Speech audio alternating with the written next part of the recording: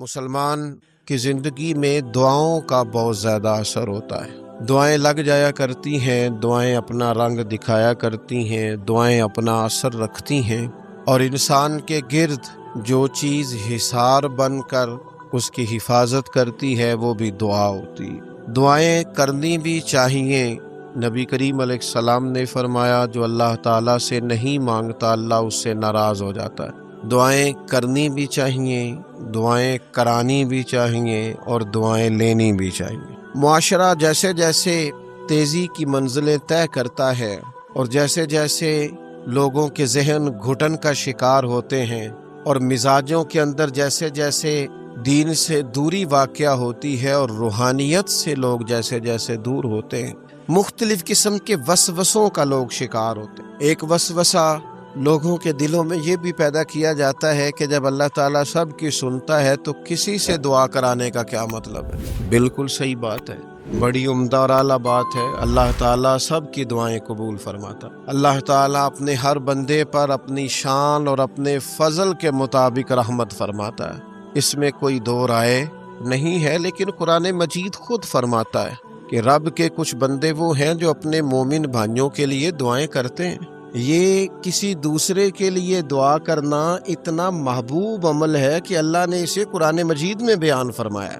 والذین جاءوا من بعدہم یقولون ربنا اغفر لنا ولإخواننا الذین سبقونا بالایمان، فرمایا وہ جو ان کے بعد آئے وہ عرض کرتے ہیں رب کی بارگاہ میں کہ اے اللہ ہمیں بھی بخش دے اور ہمارے ان بھائیوں کو بھی بخش دے جو ہم سے پہلے ایمان لائے۔ وہ اپنے پچھلوں کے لیے دعائیں کرتے ہیں، اللہ کے حضور عرض کرتے ہیں یا اللہ انہیں معاف کر دے، انہیں بخش دے۔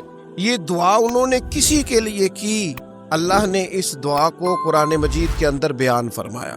دیکھیے سب کی دعائیں اللہ کے حضور قبول ہوتی ہیں، لیکن کچھ زبانیں ایسی ہیں جو رب کریم کو پیاری بہت زیادہ ہیں۔ حدیث صحیح میں موجود ہے، نبی پاک علیہ السلام نے فرمایا، رب فرماتا ہے جب بندہ کثرت نوافل کے ذریعے میرے قریب ہو جاتا ہے تو وہ پھر اتنا قریب ہو جاتا ہے، اتنا قریب ہو جاتا ہے کہ میں اس کی زبان بن جاتا ہوں، جب بھی وہ سوال کرتا ہے میں اپنے فضل سے اسے عطا کرتا ہوں۔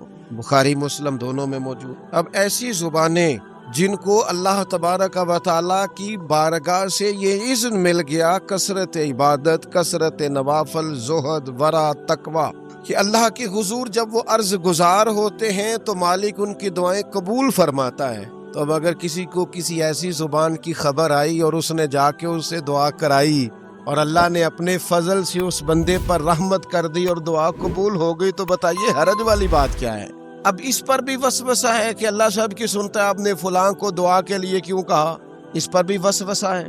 روحانی دنیا سے لوگوں کو دور کرنے کے لیے، اللہ کے نیک بندوں سے دور کرنے کے لیے، وہ لوگ جو مالک کریم کے قرب والے ہیں، جن کو قرآن مجید نے اولیاء اللہ کہا ہے، ان سے لوگوں کا رشتہ کمزور کرنے کے لیے ایک نیا رنگ، ایک نئے انداز میں بات کہ اللہ سب کی دعائیں قبول کرتا ہے۔ تم دعا کرانے جا رہے ہو، تم نے فلاں سے کہا میرے لیے دعا کرنا، تم نے فلاں بزرگ سے کہا میرے لیے دعا کرنا، تو میرے بھائی یہ تو بڑی آسان سی سادی سی بات ہے۔ اچھا یہ بھی ضروری نہیں کہ جو دعا کرا رہا ہے وہ کوئی کمزور ہی ہو، وہ گناہگار ہی ہو، اور وہ کسی نیکوکار سے ہی کہے کہ میرے لیے دعا کرنا تو تبھی بات بنے گی۔ بعض نیک بھی کہہ دیتے ہیں اور اس سے کہہ دیتے ہیں جو درجے میں ان سے کم ہوتا ہے۔ کیا حضرت امام جعفر الصادق رضی اللہ تعالیٰ عنہ نے کہا نہیں حضرت داؤد طائی سے کہ میرے لیے دعا کرنا؟ کیا کہا نہیں بعض اساتذہ نے شاگردوں سے کہ دعا کرنا؟ کیا کہا نہیں کہ بعض مشائخ نے مریدوں سے کہ میرے لیے دعا کرنا؟ بھائی کیا بیٹا اپنے باپ کے لیے دعا نہیں کرتا؟ کیا بیٹیاں بیٹے ماں باپ کے لیے دعا؟ اور سنو نا یار، اس سے بڑی میں آپ کو بات کیا سناؤں، بخاری مسلم میں موجود ہے، حضرت عمر فاروق رضی اللہ تعالیٰ عنہ عمرہ کرنے جا رہے تھے۔ اللہ کے پیارے رسول رحمت محبوب رب اکبر صلی اللہ تعالیٰ علیہ وسلم نے فرمایا، عمر میرے بھائی ہمیں بھی دعاؤں میں یاد کرنا۔ اب بتاؤ اس سے بڑی مثال کہاں سے لائیں؟ حضرت عمر سے نبی کریم علیہ الصلوۃ والسلام نے کہا، عمر میرے بھائی ہمیں بھی اپنی دعاؤں میں یاد رکھنا۔ تو اگر حضور جناب عمر سے کہہ سکتے ہیں دعا کرنا مجھے بتاؤ حضور کو ضرورت ہے جناب عمر کی دعا کی؟ یہ کس لیے کہا؟ یہ اس لیے کہا کہ ہمیں سمجھ میں آ جائے کہ کچھ لوگوں سے دعا کرا لینی چاہیے، کچھ لوگوں سے دعا کرا لینی چاہیے، بس اس سے زیادہ جملہ نہیں کہوں گا۔ کچھ لوگوں سے اپنے حق میں کچھ کہلوا لینا چاہیے، کوئی گواہی اپنے حق میں کرا لینی چاہیے، فائدہ ہوتا ہے، اس کا نفع ہوتا ہے، اس میں بڑے راز مضمر ہوتے ہیں، اس میں بڑے عقدے کھل جایا کرتے ہیں، اس میں بڑی آسانیاں ہو جاتی ہیں۔ میرے عزیز، نبی پاک صلی اللہ تعالی علیہ وسلم نے فرمایا جناب عمر سے میرے لیے، حضور فرماتے ہیں اللہ کے کچھ بندے ہیں اگر وہ قسم کھا کے کہے نا یا اللہ ایسا کر دے، یہ بخاری مسلم دونوں میں موجود، وہ قسم کھا کے کہے نا لو اقسم علی اللہ لا ابرہ، وہ اگر قسم کھائیں تو رب ان کی قسم بھی پوری فرما دیا کرتا۔ اور میرے بھائی، محبت کے لیے دل ڈھونڈ کوئی ٹوٹنے والا، کوئی جگہ ایسی تلاش کر جہاں سے دعا مل جائے، جہاں سے کرم ہو جائے، جہاں سے عطا ہو جائے، جہاں سے اللہ کا فضل ہو جائے۔ اور پھر ہمیں بھی چاہیے ہم دعائیں دیتے رہیں، ماں باپ کو چاہیے اولاد کو دعائیں دیتے رہیں، اساتذہ کو چاہیے شاگردوں کو دعائیں دیتے رہیں، مشائخ کو چاہیے عقیدت مندوں کو دعائیں دیتے رہیں، بہن بھائیوں کو چاہیے ایک دوسرے کو دعائیں۔ چلیں آپ آمین کہیں۔ اب آپ نے انکار نہیں کر، سارے دعا مانگے، یا اللہ ہمارے بھائیوں کو ہم سے زیادہ عطا فرما، یا اللہ بھائی کو ہم سے، یا اللہ بھتیجوں کو زیادہ عطا فرما، بھانجوں کو زیادہ عطا فرما، اللہ محلے داروں کو زیادہ عطا فرما، پڑوسیوں کو زیادہ عطا فرما۔ یہ مانگو نا دعائیں، اس میں بھلا ہے، اس میں نفع ہے۔ اب جنہوں نے پریشان ہو کے آمین کا ہے وہ خوش ہو جائیں گے۔ نبی پاک علیہ السلام نے فرمایا جو دعا تو کسی کے لیے مانگتا ہے اللہ پہلے تیرے حق میں قبول فرماتا۔ لو خوش ہو گئے آپ لوگ۔ او بھائی، دعا مانگیں کسی کے لیے، بد دعا نہیں کرنی، کسی کے لیے بھی بد دعا۔ ہمارے ہاں نا ایک بہت بڑا طبقہ جذباتی لوگوں کا ہے۔ ہمارے ایک استاد کہا کرتے تھے جذباتی لوگوں سے دوستیاں نہیں کرنی چاہیے، جذباتی لوگوں سے تعلقات نہیں بنانے چاہیے، اس لیے کہ جس بندے کا اپنے اوپر کنٹرول ہی نہیں تو وہ کسی کے حق میں کیا کرے گا۔ وہ کہتے تھے جذباتی لوگوں سے بچو۔ او بھائی، ہم بڑے جذباتی ہو جاتے ہیں، ذرا سی شدت آئی نہیں گھر میں لڑائی، اور لڑائی بھی کس سے؟ گھر والی سے، بد دعائیں شروع کر دی، اپنے آپ کو بد دعائیں دے۔ لڑائی کس سے ہو رہی ہے؟ بہن بھائیوں سے، بد دعائیں شروع کر دی۔ ماں باپ سے لڑائی ہوئی، بد دعا دے رہے، اور بڑی بڑی تلخ ہو کے، بڑی بڑی سخت ہو کے۔ او بھائی، آپ کیوں ایسے جملے کہتے ہیں؟ کیوں سخت لفظ بولتے ہیں؟ صحیح مسلم میں حدیث ہے، نبی پاک علیہ السلام نے 3 چیزوں کا نام لے کے فرمایا نہ اپنے آپ کو بد دعا دینا، نہ اپنی اولاد کو بد دعا دینا، نہ اپنے مال کو بد دعا دینا۔ ایسا نہ ہو کہ جب تم وہ دعا کر رہے ہو تو وقت قبولیت کا ہو۔ کبھی بھی اپنی اولاد کو، اپنے آپ کو، اپنے اموال کو بد دعا نہ دو۔ کیوں ایسے جملے بولتے ہو؟ یعنی غصے اور جلال میں بھی جب اپنے بچے کے لیے بات کرو تو پیار والی بات کرو، غصے میں، جلال میں، جذباتیت میں بھی بہن بھائیوں کے لیے، گھر والوں کے لیے، اپنے لیے بات کرو تو محبت والی بولی بولو۔ کبھی بھی اپنے لفظوں کو سخت نہ کرے۔ ہمارے ہاں 1 منٹ لگتا ہے، لوگ کہتے ہیں اللہ کرے میں مر جاؤں، اللہ کرے میں تباہ ہو جاؤں، اللہ کرے میں۔ او بھائی، تو ٹھہر جا، اللہ تعالیٰ نے زندگی تجھے اپنے فضل سے عطا فرمائی ہے، تجھے کیا مصیبت بن گئی ہے، تو کہاں سے نکلا ہے، تو کہاں پہنچ گیا ہے، تو کیسے کہتا ہے میں مر جاؤں؟ تو اپنی جان کا مالک ہی نہیں۔ تو مالک ہوتا تو اپنی مرضی کے خاندان میں پیدا ہوتا، اپنی مرضی کی تاریخ کو پیدا ہوتا، اپنی مرضی کے ملک میں پیدا ہوتا۔ تو اپنی جان کا مالک ہی نہیں۔ مالک تو وہ ہے جس نے اپنی مرضی کی جگہ پہ پیدا کیا ہے، اپنی مرضی کا وقت دیا ہے۔ تو کیسے کہتا ہے میں مر جاؤں؟ نہیں، تو مر سکتا، اپنی مرضی سے مرے گا تو خودکشی حرام ہے، اور رب رسول کے راستے میں مرے گا تو شہادت کی موت نصیب ہوگی، ہمیشہ کی زندگی ملے گی۔ وَلَا تَقُولُوا لِمَن يُقْتَلُ فِي سَبِيلِ اللَّهِ أَمْوَاتٌ۔ لہذا جذباتیوں کی بد دعائیں کرنا اور سخت بد دعائیں کرنا، میرے ابا جی بھینس کو بد دعا دینے سے بھی منع کرتے۔ اور میں کبھی کبھی حیران، جب ہم نے یہ حدیثیں پڑھی نا بعد میں کہنا سیار ان پڑھ بندے نے کتوں سبق لیا۔ جانور کو، بھینس کو، وہ کسی وقت وہ تنگ آتے نا تو کوئی سخت لفظ کہتا تو کہتے نہ بھائی مال نو بد دعا نہیں دئی دی۔ تو اس وقت تو مطلب سمجھ نہیں تھی کہ یار مطلب مال نو بد دعا نہیں دئی دی، ایڈی کیڑی میرا مطلب ہے مشکل ہے، ان بندہ ماج نو بھی مندہ نہ آکھے۔ لیکن وہ جب روایات پڑھی بعد میں تو سمجھ آئی کہ کچھ علوم کتابوں میں ہیں، اور چونکہ مسلمان سینہ بسینہ آ رہے ہیں تو کچھ تربیتیں ایسی ہیں جو لفظوں میں تو نہیں، لیکن بڑے بوڑھوں نے جو سنا سیکھا ہے وہ اپنے پلے سے باندھا ہوا ہے۔ انہوں نے اپنی گرہ سے اچھی طریقے سے کر کے باندھا ہے، پر دعا نہیں. آپ دعا کریں، آپ اچھے لفظوں میں.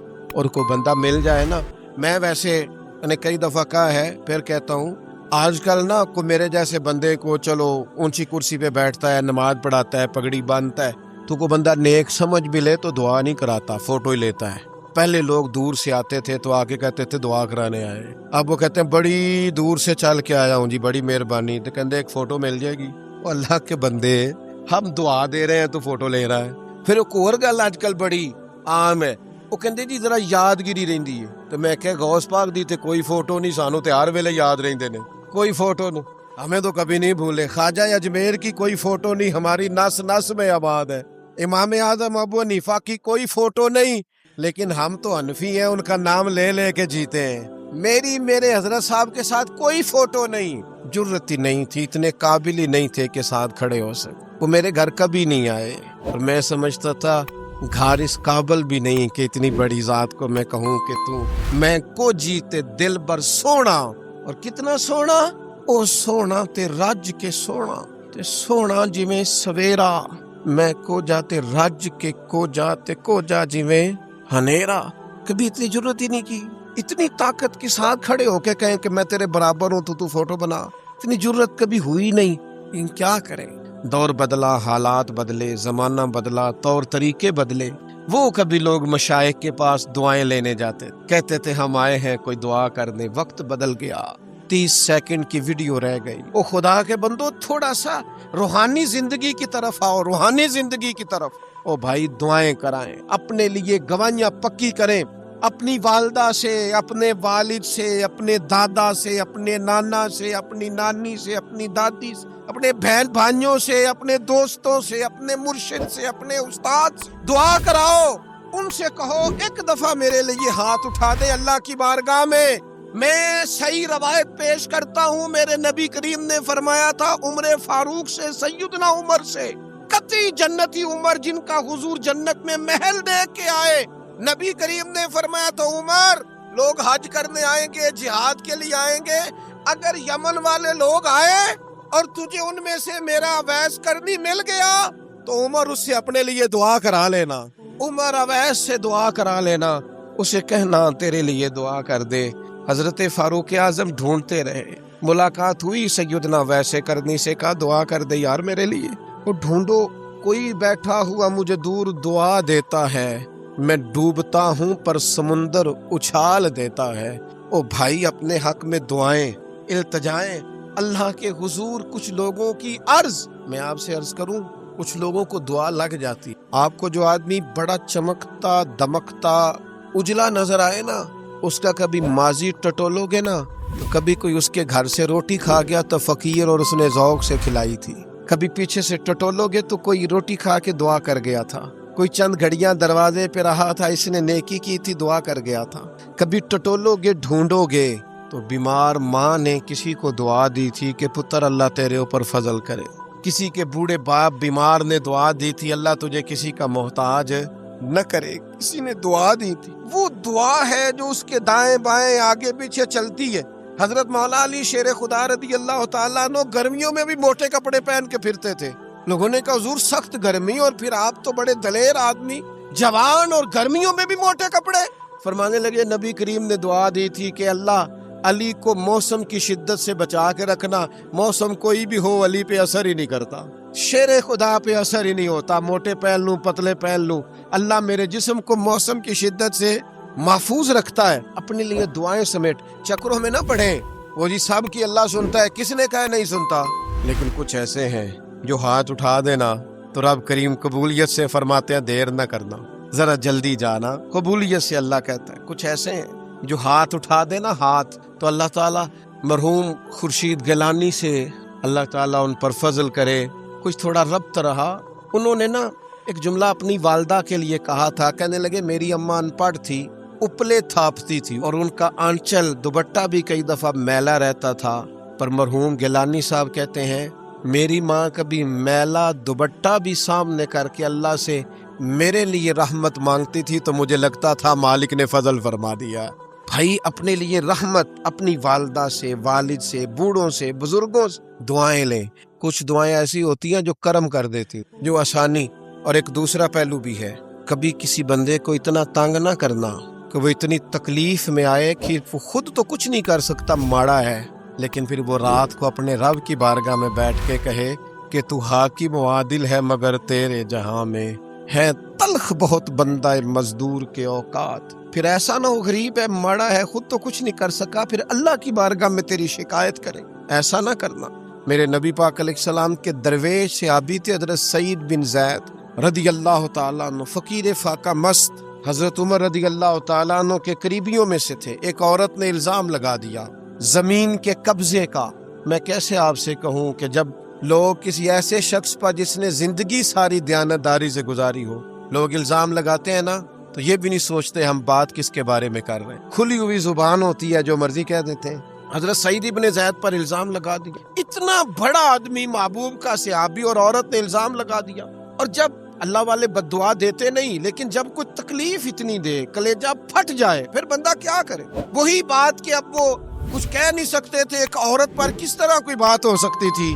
دونوں ہاتھ اللہ کی بارگاہ میں اٹھائے، یہ صحیح حدیث میں موجود، دونوں ہاتھ اللہ کے حضور اٹھا کے عرض کرنے لگے، مالک اگر یہ عورت جھوٹی ہے نا تو پھر اسے اندھا کر دے اور اس کی قبر اس کے گھر میں بنا دے۔ صحابہ فرماتے ہیں کہ حضرت سعید ابن زید کا تو وصال ہو گیا، زمانہ گزر گیا، لیکن ہم نے پھر اس بی بی کو اندھا ہوتے دیکھا ہے۔ پھر اس کے گھر میں کنواں تھا اور ہم نے اسے اپنے ہی گھر کے کنویں میں گر کے مرتے ہوئے بھی دیکھا ہے۔ اس لیے کہ جب آپ کسی کو تکلیف دیتے ہیں، جب آپ ستاتے ہیں، جب آپ وہ بات کرتے ہیں جو اس بندے میں موجود نہیں ہے، جب آپ جھوٹ بولتے ہیں اپنے نفس کی تسکین کے لیے، جب آپ زیادتی کرتے ہیں صرف اپنی انا کے لیے، تو پھر بعدوں کا دعائے ضرر نکلتی ہے منہ سے، دعائے ضرر، اور یہ رد عمل کے طور پر نکلتی ہے۔ نبی پاک رحمت للعالمین ہے، لیکن جب حضور گزرے نا ایک دن طواف بیت اللہ شریف کر کے، تو کفار نے پھبتیاں کسیں، بار بار بلا بھلا کا۔ ایک طواف بھی حضور نے کر لیا، دوسرا بھی کر لیا، تیسرا بھی، اور پھر انہیں اوجڑیاں ڈالی، کئی تکلیفیں دی، تو اس وقت حضور نے پھر دعا کی تھی، اے اللہ گن لے ان لوگوں کو، گن مالک ان بندوں کو، یہ اتنی تکلیف دیتے ہیں۔ حضرت صدیق اکبر فرماتے ہیں وہ جن کے لیے محبوب نے اس دن دعا کی تھی وہ چن چن کے بدر میں قتل ہوئے، سارے گن گن کے وہ لوگ قتل ہوئے۔ کیوں ہم کسی کو اتنا ستائیں کہ اس کے منہ سے پھر ایسے جملے نکلیں جو ہم سے سنبھالے نہ جا سکیں؟ حضرت سعد بن ابی وقاص، بخاری مسلم دونوں میں حدیث، حضرت عمر نے انہیں کوفے کا گورنر بنایا تھا، حاکم بنایا تھا۔ کچھ لوگ حسد کی وجہ سے نیک لوگوں پر تنقید کرتے، اپنے ذاتی حسد کی وجہ سے اللہ کے بندوں کو ستاتے، پھبتیاں کستے ہیں، زبانیں کھولتے ہیں، اور آپ فرماتے ہیں جس نے میرے ولی سے دشمنی کی میرا اعلان جنگ ہے۔ حضرت فاروق اعظم رضی اللہ تعالیٰ عنہ نے حضرت سعد بن ابی وقاص کو حاکم بنایا کوفے کا، تو کچھ لوگوں نے شکایتیں کی، تو حضرت عمر نے کہا جاؤ پتہ کرو جا کے، معلومات کی، تو ہر بندہ کہنے لگا اتنا اعلیٰ تو بندہ ہو ہی نہیں سکتا جتنے حضرت سعد بن ابی وقاص ہے۔ ایک بندہ کھڑا ہوا، صرف ایک، وہ کہنے لگا نہ تو یہ جہاد میں جاتے ہیں، نہ مال غنیمت صحیح تقسیم کرتے ہیں، نہ یہ عدل و انصاف کرتے ہیں۔ تین شکایتیں اس نے لگائیں۔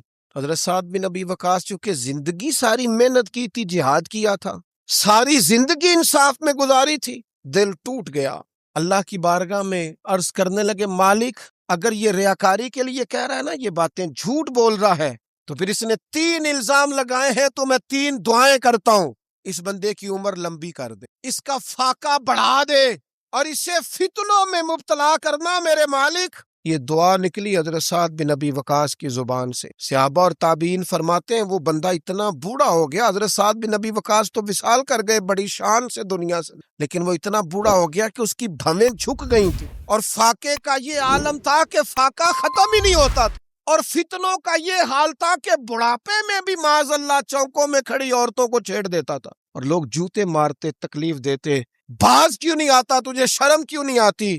تو کہتا تھا لوگوں میں کیا کروں، مجھے حضرت سعد بن ابی وقاص کی بد دعا لگ گئی، میں نے ان کو ستایا، دل توڑا، اذیت دی، کیوں ہم اس طرح کے لفظ کہیں؟ میں جانتا ہوں اس بوڑھی عورت کو جس کی بیٹی کو کسی نے بڑا ہی ستایا تھا سسرال والوں نے، اور خامد اس کا موجود نہیں تھا، تو وہ اپنے وہاں سے نکلتے ہوئے نا واپس گھر سے، تو وہ دروازے پہ کھڑی ہو کے کہہ رہی تھی حضرت صاحب میں گزر رہا تھا، حضرت صاحب گل سننا، بچیوں کا باپ کوئی نہیں، ایک بھائی ہے بیچارہ کدھر کدھر جائے، ہر چوتھے دن میں یہاں آ کے منتیں کر کے دوپٹے پھینک کے بچی چھوڑ کے جاتی ہوں۔ آج میں نے اپنا مقدمہ رب کی بارگاہ میں پیش کر دی، آپ گواہ رہنا، میرا جرم صرف ہے کہ میں بیٹیاں دی ماں ہاں، گواہ رہنا آپ، میں نے مقدمہ اللہ کے حضور درج کرا دیا ہے۔ بیٹی کو حوصلہ دے کے جاتی ہوں، خود نہیں سوتی میں ساری رات، مجھے پتہ ہے میری بیٹی کے ساتھ زیادتی ہو رہی ہے، اور ان کو بھی پتہ ہے لے جا کوئی نہیں سکتے، بندے ماڑے ہیں تو یہ روز ظلم کرتے ہیں۔ اب میں نے وہ مقدمہ درج کرا، آپ گواہ رہنا۔ میں نے بڑا منایا اس اماں کو، میں نے کہا ماں اتنے سخت جملے نہ کہنے لگی، کلیجہ اندر سے پھٹ گیا، چھلنی ہے۔ ایک شخص کے کمرے میں جاتی تھی معافی مانگنے، چلو بچی سے غلطی ہو گئی تو اٹھ کے دوسرے کمرے میں چلا جاتا تھا، میں دوسرے میں جاتی تھی کیونکہ میں بیٹی والی ہوں۔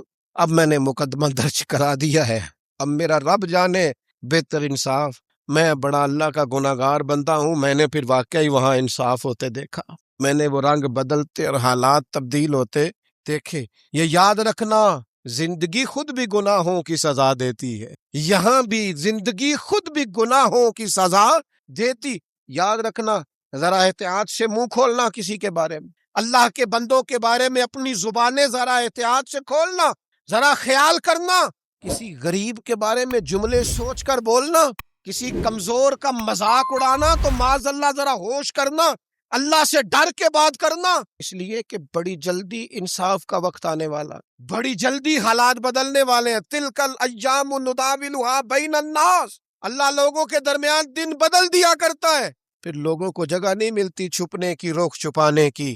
دو ہی باتیں آج آپ کے سامنے رکھی ہیں، ایک تو نیکوں سے دعا لے لو، اللہ والوں سے دعا لے لو، ماں باپ سے دعا لے لو، بزرگوں سے دعائیں، اور دوسرا بد دعاؤں سے بچ جاؤ، دعائے ضرر سے بچ جاؤ، کسی کو اتنا نہ ستاؤ کہ بیچارہ خود کچھ نہ کر سکے اور اللہ کے حضور تمہاری شکایت کرے، بچو۔ وہ میں نے بہت پرانا ایک جملہ کہا تھا، پھر کہتا ہوں، غریبوں کی بد دعائیں دن میں نہیں ستاتی، غریبوں کی بد دعائیں رات کو ستاتی ہیں۔ جب اے سی پورا لگا ہو، گھر پورا بہترین بنا ہو اور نیند نہ آئے، اور اپنے ہی گھر سے خوف آئے، اور اپنے ہی مقام سے بندہ بے چین ہو کے اٹھے، اور کبھی چھت پہ اور کبھی نیچے، اور پتہ نہیں مجھے کیا ہے اور پتہ نہیں مجھے کیا ہے، تو پھر وہ استغفار کرے، پھر وہ جس کو ستایا اس سے معافی مانگے، پھر جس کا دل توڑا ہے اس سے جا کے اللہ کی رضا کے لیے معافی مانگ کے آئے، اس لیے کہ کچھ سکون ایسے ہیں جو صرف معافیوں سے ملتے ہیں، وہ صرف کسی کو راضی کرنے سے حاصل ہوتے ہیں۔